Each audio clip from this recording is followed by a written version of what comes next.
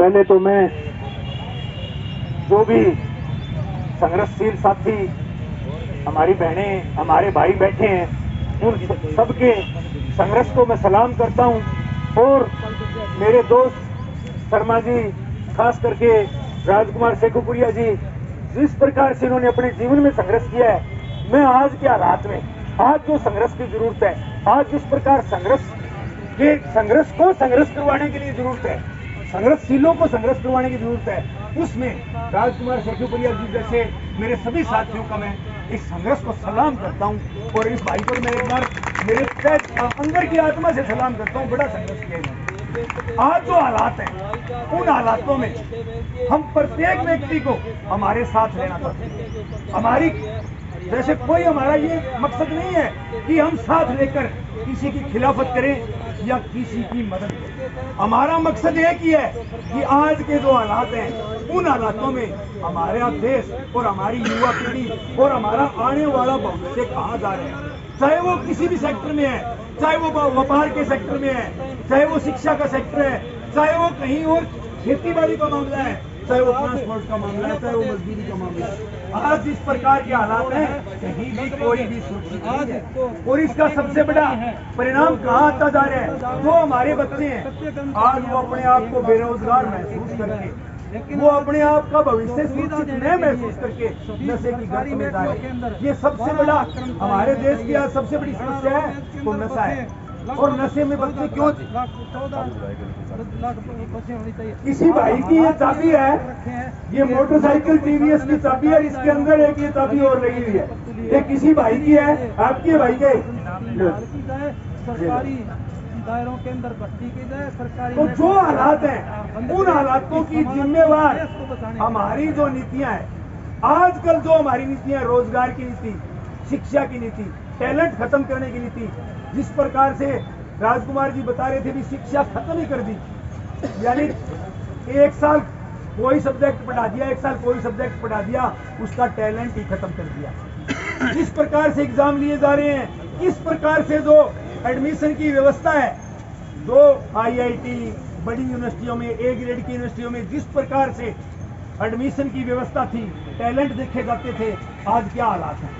और उन हालातों की वजह से हमारे टैलेंटेड बच्चे घर में अपने आप को बेरोजगार महसूस करके, अपने आप को असुरक्षित महसूस करके वो नशे की गर्त में जा रहे हैं, और उससे हमारा आने वाला भविष्य खत्म हो रहा है। इसकी वजह, सबसे बड़ी वजह निजीकरण है। ये निजीकरण एक छोटी समस्या नहीं है, ये निजीकरण हमारे घरों की जड़ों में घुस चुकी है। किसी भी व्यक्ति को, किसी भी बच्चे को और किसी भी जो आम इंसान है, उसको ये नहीं है कि मैं सुरक्षित हूँ या मेरे बच्चे आने वाले ये पढ़ाई करके इस बेस पर सुरक्षित है, क्योंकि हमारे जो सिस्टम है इसने हमेशा अव्यवस्था देने का काम। और आज निजीकरण की लड़ाई देश को बचाने के लिए, देश की युवा पीढ़ी को बचाने के लिए लड़ाई, कोई आज की नौकरी बचाने के लिए नहीं है, भविष्य को बचाने के लिए। जिस प्रकार से बहुत से हमारे डिपार्टमेंट खत्म हुए, आज जैसे डीएपी यूरिया की किल्लत आई, वो बहुत से हमारे डिपार्टमेंट खत्म होने का कारण था, अव्यवस्था की वजह थी। आज डीएपी तो उसके बाद आई भी है, यूरिया तो आई भी है, लेकिन तरीका खराब हुआ। क्यों हुआ? क्योंकि जिम्मेवारी किसी की है ही नहीं, व्यवस्था कहीं है ही नहीं। चाहे रेवेन्यू डिपार्टमेंट है, चाहे कोई खाद्य डिपार्टमेंट है, इसको है, IFC है, जो भी है, किसी भी डिपार्टमेंट की कोई ढंग से जिम्मेवारी नहीं। चाहे फसल खरीद की बात है, तो खरीद के समय व्यवस्था करना अधिकारियों कर्मचारियों का काम होता है, लेकिन वो तो ढांचा ही खत्म हो गया।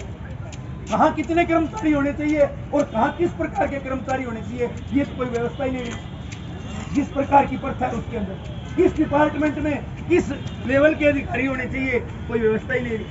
हर चीज ठेके पर दे रखी है। ठेकेदार का को नॉर्म क्या है, ये आप भाई ने बताया, राजनीति तय करती है।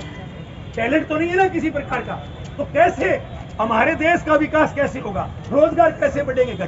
घटेंगे तो फिर हमारी युवा पीढ़ी का क्या होगा, आने वाले भविष्य का क्या होगा? और किस प्रकार से व्यवस्था दे सकते हैं, किस प्रकार से व्यवस्था देंगे? आज चाहे रोडवेज में हाल देख लो, सारी की सारी बसें किलोमीटर स्पीड की है। अरे आपकी सरकारी व्यवस्था कहाँ गई, क्यों गई?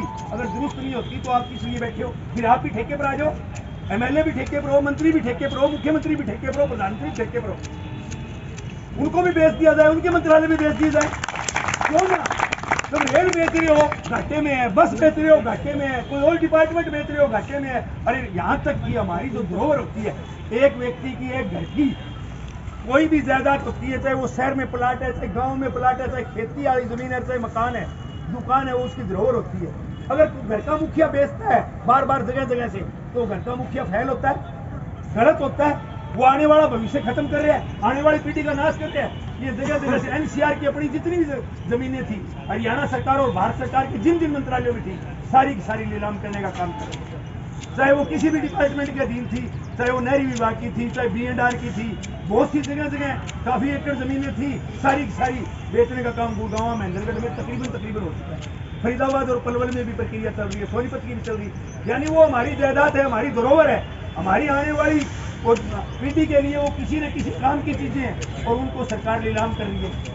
ये व्यवस्था है सरकार की। इस व्यवस्था से लड़ने के लिए हमें प्रत्येक व्यक्ति को जागरूक करना पड़ेगा। ये लड़ाई हमारी नहीं है, ये हमारी देश को बचाने की है। ये लड़ाई हमारी किसी नौकरी के वर्ग को बचाने के लिए नहीं है, ये पक्के और कच्चे कर्मचारी की अकेली लड़ाई नहीं है, ये लड़ाई व्यवस्था की है, ये लड़ाई आने वाले भविष्य की है। व्यवस्था का मतलब आने वाले भविष्य के लिए व्यवस्था बने। हम जी लेंगे, हमारी कितनी उम्र बची है, लेकिन हमारा देश की आने वाली पीढ़ी जो आज पैदा होने हैं, उससे आगे भी आने, और आज जो युवा होने हैं, उनका भविष्य गर्त में आप हर गाँव में, हर वार्ड में उठा के देख लो, आपके बच्चे किस प्रकार से जी रहे हैं, वो क्या सोच रहे हैं। सबके सब मेंटलिटी डिस्टर्ब है, वो ये सोच रहे हैं हम क्या करें। ये बात आप उठा के देखो अपने दाएं बाएं, अपनी रिश्तेदारी में, अपने भाईचारे में, किसी एक का बच्चा के कहीं सेटल है, ठीक है, किसी दो के सेटल है, लेकिन फुल आल और उठा के देखो, ये बहुत बड़ी समस्या है। और इस समस्या से लड़ने के लिए हमें हर व्यक्ति को, हम इस देश में आए, हमारी जिम्मेवारी बनती है, हमें यूं ही खा पी के भाग के नहीं चले जाना। जो भी हमारा जीवन कितने साल का भी है, हम यहाँ कुछ करने के लिए आए हैं। करने का मतलब जहां हम पैदा हुए हैं उसके लिए हम नहीं लड़े, उस व्यवस्था के लिए नहीं लड़े, जहाँ गलत हो रही है उसके लिए नहीं लड़े, तो हम इस देश में क्यों आए, इस धरती पर क्यों आए। इस धरती पर आए हम अपना फर्ज निभा के जाए, और फर्ज निभाने के लिए व्यवस्था के साथ लड़ना होगा। सरकारें चाहे किसी की भी हो, सरकारों की बात नहीं होती, जो भी व्यवस्था नहीं देती उसके खिलाफ लड़ेंगे। जो व्यवस्था दुरुस्त करने की बात, उसके लिए हम एकत्रित होंगे, और जब तक एकत्रित नहीं होंगे नहीं लड़ सकते। जैसे भाई राजकुमार ने बताया, किसानों के आंदोलन में कितनी बार सरकार ने किस किस प्रकार के हथकंडे अपनाए, और उन हथकंडों में कहीं हद तक कामयाब भी हुई। जो ये इलेक्शन हुए हैं उसमें उनके हथकंडे कामयाब हुए। उन्होंने प्रलोभन दिए, उन्होंने चुनाव लड़ने के लिए प्रेरित किया, अपने आदमी डाल के, भाई तू जीत जाएगा, तू ये हो जाएगा। कारण क्या कि ये जो एक मुहिम चली है, ये एक मुहिम ऐसी थी कि लोगों को बताने के लिए थी, अगर सरकार गलत करती है तो हम उसकी इस चीज को बदल सकते हैं, इसकी आदत को बदल सकते हैं। सरकार की जो आदत बनी हुई थी हर रोज नाजायज चीजें थोपना, लेकिन उस मुहिम को तोड़ने का काम इस चुनाव में सरकार ने करने का काम है। हमारे लोगों को गुमराह करने का काम किया। गुमराह करने के बहुत तरीके होते हैं। मेरे को इस प्रकार बढ़ा दिया, भी मैं तो सिरसा से MLA पक्का हूँ, मेरे दिमाग में बैठाने वाले वही लोग होंगे, क्योंकि मैं जिस लड़ाई जो लड़ाई लड़ रहा हूँ वो लड़ाई से मैं दूर हट जाऊँ। उस लड़ाई वो लड़ाई कमजोर हो जाए। उस लड़ाई को कमजोर करने के लिए बहुत से ऐसे लोग आएंगे, ऐसे लोगों के वो नुमाइंदे, ऐसे लोगों के जो अंधभगत बोल देते हैं जिन लोगों को, वो आएंगे, वो ये कहेंगे तू यूं कर ले, तू कामयाब, यानी मेरे को फैल करने का काम करेंगे। अगर मैं और बातों से नहीं मानता तो इस प्रकार की। इसलिए प्रत्येक साथी को जागरूक करने के लिए, अगर हमें हमारी पीढ़ी को बचाना आने वाली, अगर हमें व्यवस्था परिवर्तन चाहिए, अगर व्यवस्था देखो, निजीकरण से आज तक किसी भी डिपार्टमेंट का, जितने डिपार्टमेंटों का निजीकरण हुआ है, जहां जहां जिस प्रकार से ये अलग से सिस्टम घुसाया गया है, उससे देखो हमारा, हम घाटे में गए या मुनाफे में गए, हमारा वो डिपार्टमेंट का क्या हाल है, हमारी व्यवस्था का क्या हाल है। सबसे बड़ी बात तो ये देखो, उसने व्यवस्था जनता को सही दी है। तो पब्लिक हेल्थ है, यातायात है, शिक्षा है, स्वास्थ्य है, ये तो वो मूलभूत डिपार्टमेंट है जिनके लिए सरकार की जिम्मेवारी बढ़ती है जनता को मुहैया करवाए। लेकिन जब सरकार उनको भी अगर बेच रही है तो सरकार का, कोई भी सरकार हो, लेकिन मूलभूत डिपार्टमेंटों पर तो उनको स्पेशल ध्यान देना चाहिए। रही आंगनबाड़ी वर्करों की बात, उनको यही नहीं पता आपने इनको कितने काम थोप रखे हैं, और हमारी जनता को भी नहीं पता इनके वो बनाओ बच्चों के सारे, कितने बच्चे का कितना वजन है, कितना है, red zone, green zone, yellow zone, यानी कितने सिस्टम है। और आज जो व्यवस्था बनी है इस डिपार्टमेंट का बहुत बड़ा डिपार्टमेंट, हर डिपार्टमेंट अपनी जगह बहुत ही महत्वपूर्ण है, लेकिन उसकी महत्वपूर्णता को सरकार को और जनता को दोनों को समझना, दोनों अगर समझ जाते हैं, हर डिपार्टमेंट अपनी जगह महत्वपूर्ण है। अगर उसमें खामियां है, जनता भी दूर करवाए, सरकार भी दूर।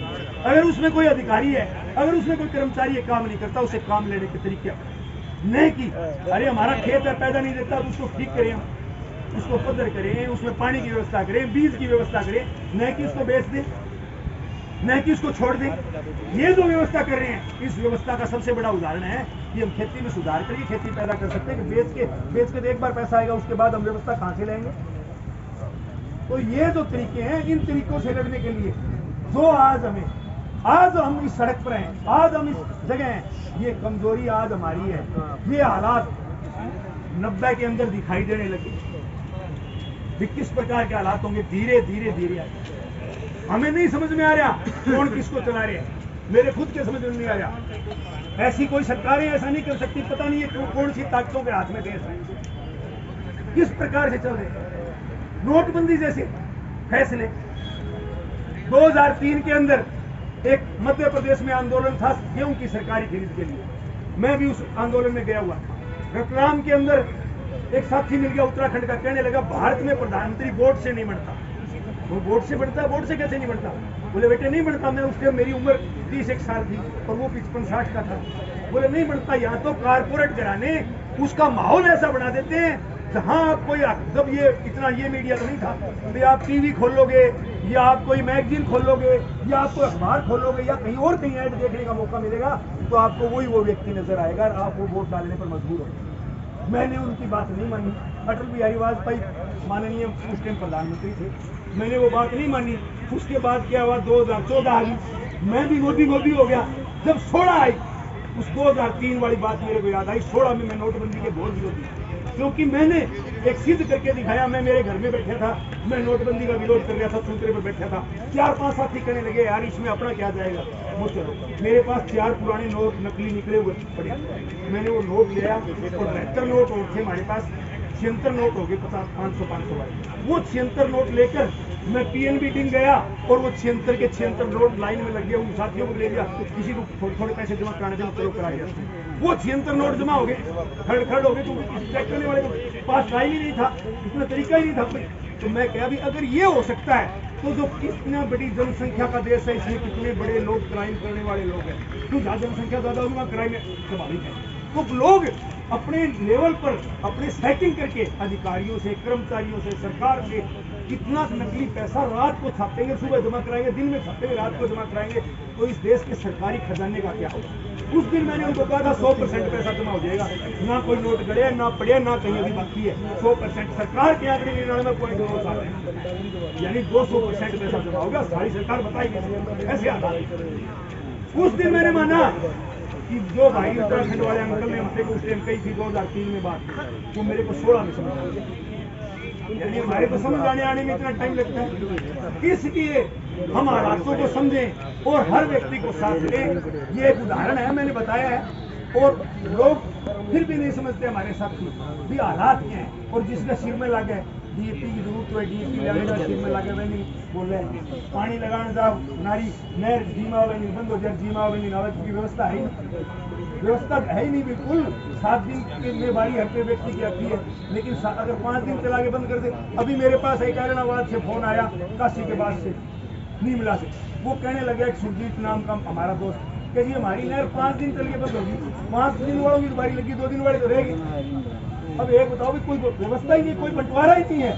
वो उस टाइम याद आई ना, लेकिन जब आप लड़ रहे हो तो दूसरे को याद नहीं, वो लड़ रहे हैं तो हमारे याद नहीं। लेकिन हर व्यक्ति, प्रत्येक व्यक्ति का दर्द समझे, इसलिए समझे कि हमारा भारत हमारी आने वाली पीढ़ी, हमारी भविष्य हमारा है। अगर हमारे भविष्य को बचाना है तो जिसका बारी नहीं लगी उसके लिए भी लड़ना है, जिसको डीएपी नहीं मिली उसके लिए भी लड़ना है, जिसको कच्चे कर्मचारियों को व्यवस्था है उसके लिए, आंगनबाड़ी वालियों के लिए भी लड़ना है, और नहरी विभाग वाले के लिए भी लड़ना है, रोडवेज वाले के लिए भी लड़ना है, और बीएनआर वाले के लिए लड़ना है। जिसके साथ भी अन्याय हो रहा है तो हम इकट्ठे होकर लड़ेंगे, तो ये सरकार मान सकती है। जिस प्रकार से भाई ने बताया कि किसान आंदोलन एक तरह से बहुत बड़ी जीत थी, उस जीत का एक ही कारण था कि हर वर्ग उसमें इकट्ठा, उसमें हिंदू, मुस्लिम, सिख, ईसाई आपस में सब भाई भाई। अगर वहां अलग होते तो हम वहां से दूध खा लिया।